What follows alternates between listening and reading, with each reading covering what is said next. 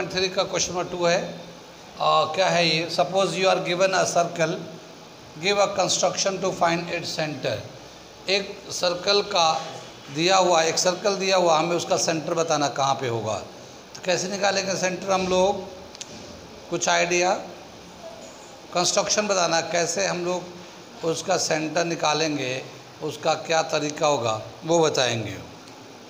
इसका जो सॉल्यूशन है वो हम लिख के दिखाते हैं। जैसे एक हमारा सर्कल दिया हुआ है, ठीक है, इसका सेंटर बताना है। तो सेंटर निकालने के लिए क्या करेंगे हम लोग? दो कॉर्ड लेंगे, जैसा भी कॉर्ड हो कोई फ़र्क नहीं पड़ता, छोटा बड़ा, इक्वल अनइक्वल, कोई फ़र्क नहीं पड़ता। तो एक कॉर्ड ले लेते हैं, सपोज़ ये ए बी ले लिया हम लोगों ने, और एक कॉर्ड ये हम लोगों ने सी डी ले लिया। कितनी बात सुन में? ए डी कॉर्ड का बाइसेक्टर ड्रॉ करेंगे, ए बी का बाइसेक्टर ड्रॉ करेंगे। तो ऊपर आर्क, नीचे आर्क, ऐसे लगा दिया। इसको जब हम लोग मिलाएंगे, ज्वाइन करेंगे इस तरह से, तो ये इस कॉर्ड को बाइसेक्ट करेगा। ये जो perpendicular bisector of A B chord होगा। ऐसे ही सी डी का भी परपेंडिकुलर बाइसेक्टर ड्रॉ करेंगे हम लोग।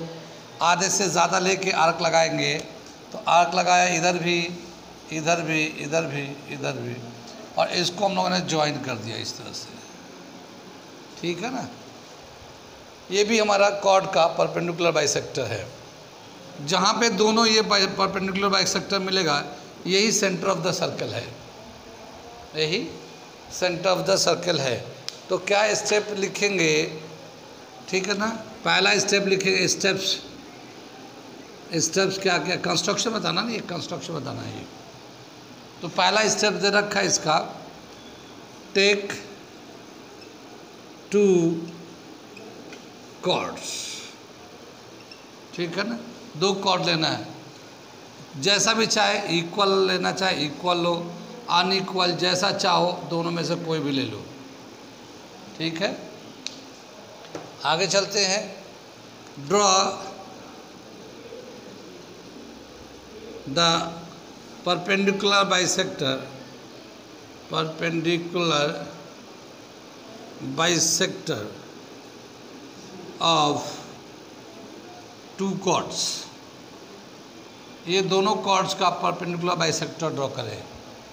ठीक, तीसरा स्टेप में क्या दे रखा है? ये दोनों कॉर्ड जहाँ पे जाके मिलते हैं, ठीक है ना, उसको हम बोलते हैं सेंटर। तो क्या बोला? The intersection point, the intersection point of perpendicular bisector, perpendicular bisector,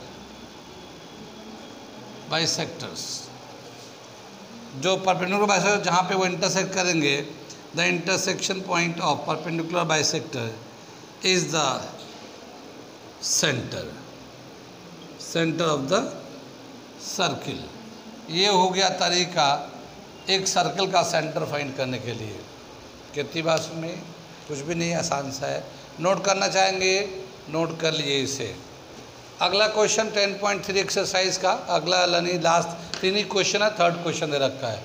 क्या दे रखा है? If two circles intersecting at 2 points prove that there centres lies on the perpendicular bisector of the common chord. दो circle है, एक circle ये है और ये दूसरा सर्कल है, और ये दोनों ही सर्कल एक दूसरे को, एक पॉइंट ये और एक पॉइंट ये, यहाँ पे इंटरसेक्ट करते हैं। इनका सेंटर ये है, इस वाले सर्कल का, इस वाले सर्कल का सेंटर ये है। ठीक है, ये हमारा ए बी को अगर ज्वाइन कर देंगे तो ये एक कॉमन कॉर्ड हो जाएगा। ए बी इस वाले सर्कल का भी कॉर्ड है, ए भी दूसरे वाले सर्कल का भी कॉर्ड है। अब ये अगर हम लोग सेंटर को ज्वाइन करेंगे तो ये जो लाइन बनेगा ये इस कॉर्ड को बाइसेक्ट करेगा। ये सेंटर को ज्वाइन कर दिया, ठीक है। तो ये पॉइंट जो है ना मिड पॉइंट होगा, ये बताना है ये हमारे, ठीक, ये मिड पॉइंट है। और ये मिड पॉइंट यानी बाइसेक्ट भी करेगा और दोनों एंगल 90 का भी होगा, यानी कि ये O dash is the perpendicular bisector of A B. ठीक है, इस तरह से हमें प्रूव करके दिखाना है इसको। कितनी बात समझ में आई? आगे चले हम लोग, हमें परपेंडिकुलर बाइसेक्टर दिखाना है। क्वेश्चन को मिटा देता हूँ मैं यहाँ से। गिवन दे रखा ये 2 circles intersecting to each other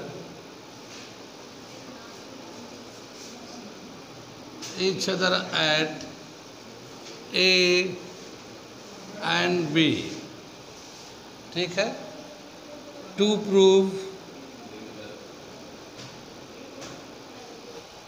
O dash is perpendicular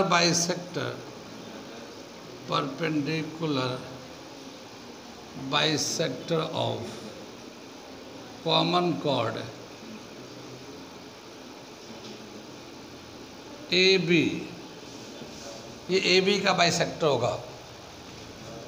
इसमें थोड़ा सा कंस्ट्रक्शन की ज़रूरत है, तो हम लोग कंस्ट्रक्शन कर रहे हैं। ठीक, joining OA, OB, O dash A and O dash B। ठीक है ना? क्या है, हमने 2 सर्कल दिखाया था, एक सर्कल था ब्लू से बनाया, एक सर्कल ब्लैक से बनाया। दोनों ए एंड बी पे इंटरसेक्ट कर रहे हैं। हमने O को A से, O को B से ज्वाइन कर दिया, और ऐसे ही O को O डैश से A को O डैश से B को ज्वाइन कर दिया, ये यहाँ पे है। ठीक है, कितनी बात सुन में आई? आगे हम लोग प्रूव करने जा रहे हैं इसको। ठीक, कैसे प्रूव करेंगे वो प्रूफ दिखा रहे हैं। Proof in triangle OAO dash, देखो ये एक ट्रायंगल है OAO dash, and triangle OBO dash. ठीक है, इन दोनों को कॉन्ग्रुएंट प्रूव करने जाए तो OA इस वाले ट्रायंगल में O डैश में OA और ये OB दोनों बराबर होंगे। ठीक है, कितनी बात सुन में? ये रेडियस है, R ले लेते हैं। Radius of the same circle, radius of same circle. ठीक, ऐसे ही देखो O डैश A उस वाले ट्रायंगल में O dash A is equal to O dash B, ये भी हमारा रेडियस हो गया। ठीक है ना, रेडियस ऑफ सेम सर्कल। कितनी बात समझ में आई?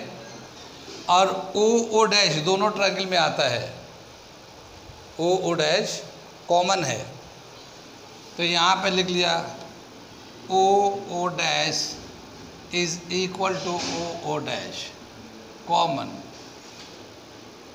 ठीक है ना, कॉमन हो गया। Therefore triangle OAO dash is congruent to triangle OBO dash. समझ में आइए, OAO डैश OBO डैश दोनों कॉन्ग्रुएंट हो जाएंगे by SSS congruency, by SSS congruency. ठीक है ना, जब ये दोनों ट्रायंगल कॉन्ग्रुएंट हो जाएंगे तो बाकी जो इनके पैरामीटर्स है वो इक्वल हो जाएंगे। कितनी बात समझ में आई? तो हम लोग क्या ले लेते हैं, ये जो एंगल होगा इसके एंगल हो जाएगा, इसके बराबर हो जाएगा। ऐसे ही यहाँ पे ये एंगल इसके बराबर होगा, नीचे वाले के ये एंगल OA ये वाला एंगल इसके बराबर होगा। कुछ भी ले सकते हैं हम लोग। ठीक है, कितनी बात समझ में आई? आगे चले पीछे चले तो हम लोग ले लेते हैं ये एंगल को। देयरफॉर एंगल AO डैश, यहाँ से AO dash is equal to BOO dash by CPCT। ठीक, यहाँ से AOO डैश BOO डैश हम लोग चाहें तो इसे लिख सकते हैं, और AOM यहाँ से यहाँ तक AOM BOM यहाँ तक BOM। ठीक है, ये भी इक्वल हो जाएगा, ये वहाँ तक जाए चाहे आधे ले ले, बात देखिए, इक्वल हो गया। अब इन दोनों ट्रायंगल को कॉन्ग्रुएंट करते हैं हम लोग।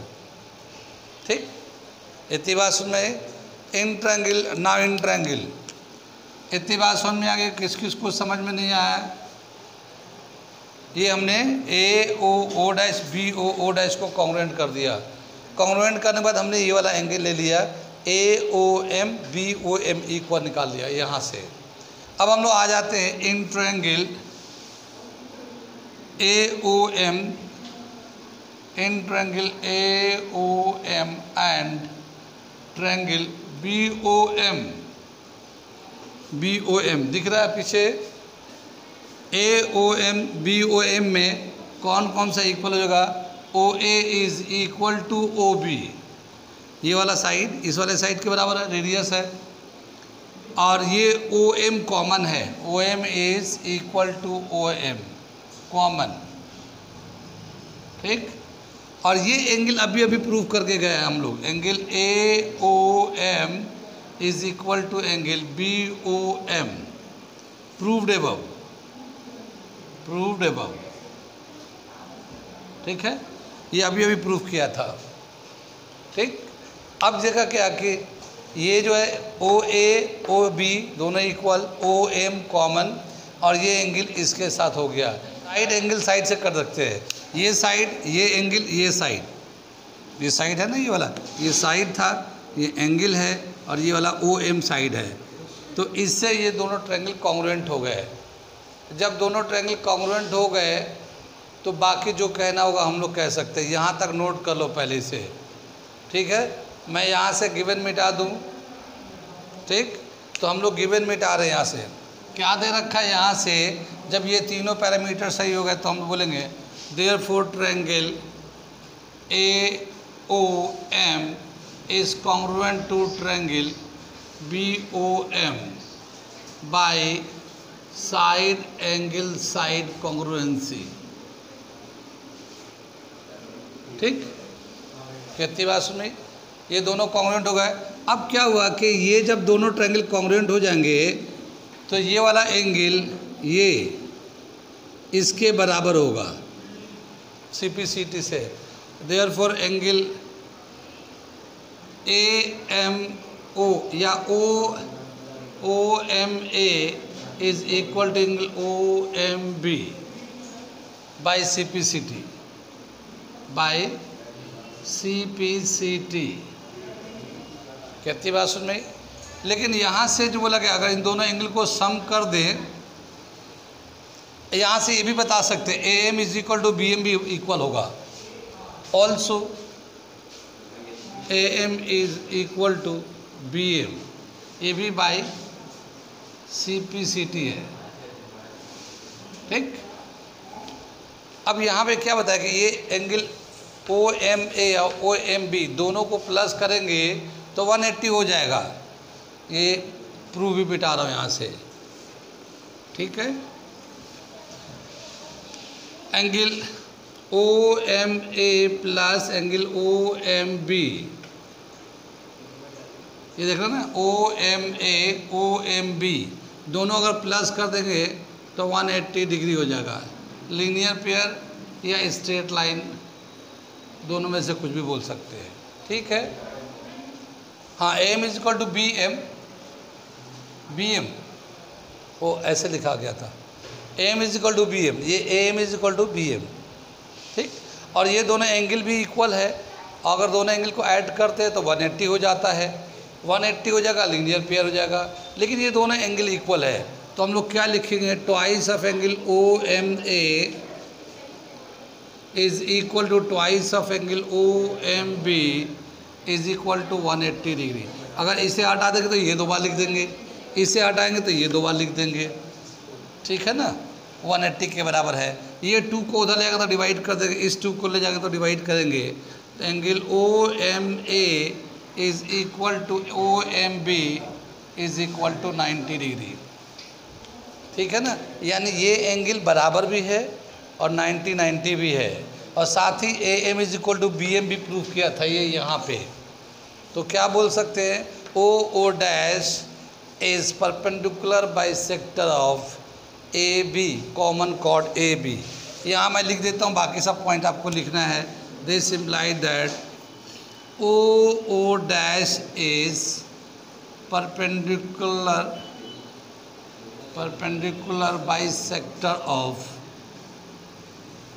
bisector of common chord AB proved।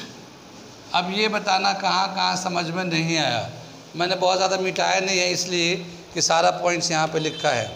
हमने सबसे पहले क्या किया कि OA O डैश को OB O डैश से कॉन्ग्रुएंट कर दिया। ये रेडियस इस रेडियस के बराबर है, ये रेडियस के बराबर है, O डैश कॉमन कर दिया, कॉन्ग्रुएंट कर दिया। कॉन्ग्रुएंट करने के बाद ये एंगल ये वाला इसके साथ ये इसके साथ इक्वल हो जाएगा। लेकिन हमें इधर कॉन्ग्रुएंट प्रूफ करना, तो हमने इसको ले लिया, AOM BOM को ले लिया, इसे हमने इक्वल करके रख लिया वहाँ पे। अब हम चले जाते हैं ट्रायंगल AOMA OMB में, इसको कॉन्ग्रुएंट करने जा रहे हैं।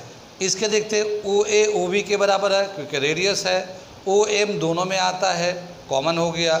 और अभी हमने प्रूव किया था angle AOM is equal to BOM, यहाँ पे प्रूव किया था, इसको यूज़ कर लिया। साइड एंगल साइड से दोनों ट्रायंगल कॉन्ग्रुएंट कर दिया, तो AM BM के बराबर कर दिया, और यहाँ पे ये एंगल OMA OMB के बराबर कर दिया। लेकिन OMA OMB दोनों प्लस करेंगे तो 180 हो जाएगा, तो दोनों बराबर भी है और 180 भी सम हो रहा है तो 90 हो जाएगा। और जब वो 90 होगा और ईच एंगल और ये साइड बराबर हो रहे होंगे तो ये परपेंडिकुलर बाइसेक्टर होंगे। नोट कर लीजिए इसके, ये था हमारा 10.3 question number 10.3 exercise question number 3। ये यहाँ पे ख़त्म हो जाता है। अगला एक्सरसाइज हम लोग कराने जा रहे हैं, उससे पहले एक थ्योरम कराएंगे उस चैप्टर के लिए, एक्सरसाइज के लिए। यहाँ तक